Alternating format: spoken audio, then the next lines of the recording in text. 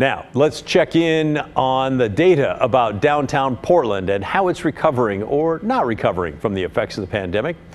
Two different groups have been studying downtown Portland's foot traffic and how it compares before and after. A national study showed Portland was really not doing very well, but a local study was a little more rosy for the Rose City. Now, the national study shows downtown Portland is actually doing quite a bit better than they initially thought, but still not great when you compare to other cities.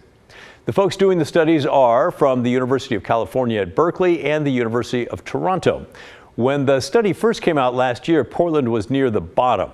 Researchers looked at 62 cities. Portland was number 60 in terms of recovering foot traffic. Not good. They said Portland had only 41% of its pre-pandemic activity. This past August, though, when the study was updated, Portland seemed to be doing even worse. It had fallen to number 61. Pretty much the bottom, and the activity level fell to 37%. But that was confusing because a local study from the Portland Metro Chamber showed that downtown Portland had actually had about 70% of the foot traffic that it had before the pandemic. So, I mean, come on, who are we going to believe? Turns out that Toronto study was looking at only a narrow part of downtown. Their area of study left out Old Town, which is kind of big, along with some other areas that attract a lot of people like Powell's Books, the theaters, concert halls, and the Cultural District, and Portland State University, also really big. Now they've expanded that area that they've studied to include more of what we consider to be Portland's downtown, and our numbers have improved. The study shows that downtown Portland is seeing about a 61% of the foot traffic that it had before the pandemic. It's much closer to what the Portland Metro Chamber is reporting, still not back to 100%, of course.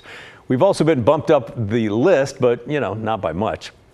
We went from second to last to fifth to last. Yay! But we are apparently doing better than Seattle, which fell to number 63 when the study was revised and a few more cities were added. Sorry, Seattle. We talked to the author of the study, Karen Chappell. She says Portland still needs to rethink the way that it uses downtown and steer away from trying to bring people back to the office.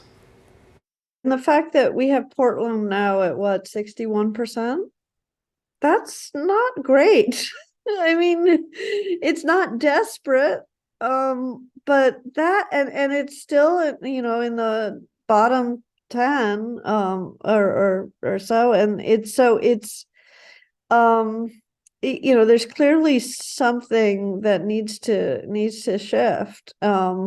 And in Portland, it's some of it is like lack of diversity in the economy and over reliance on tech and long commutes and a variety of things that have encouraged people to stay home. And it's also a tight labor market. It's hard to get talent, and so that sort of the workers can pick and choose, and they don't really want to go back to downtown every day. So there's still just a huge amount of room there to bring activity back to downtown Portland.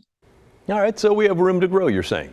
Chappell says the cities that have recovered better are the ones which diversified in the way they use their land, focusing on housing, arts, entertainment, and transit.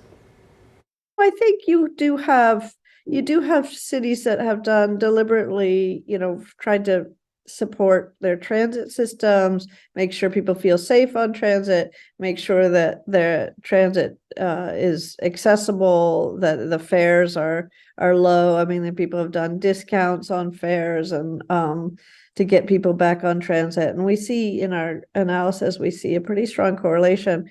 If your downtown's coming back, your transit's coming back, and vice versa. Meanwhile, a group of more than 24 business owners in downtown Portland are banding together to take on Portland city leaders, along with Multnomah County commissioners and Metro. Now, according to the Portland Business Journal, they're demanding the leaders do more to fix downtown. They sent a letter last week signed by the owners or operators of 25 different businesses. They represent places like the Ace Hotel, Central Office, Crafty Wonderland, and the Multnomah Whiskey Library. They're complaining about public safety problems downtown, writing, "This perceived lack of security significantly hampers our local businesses, discouraging potential customers and leading to reduced in-person sales."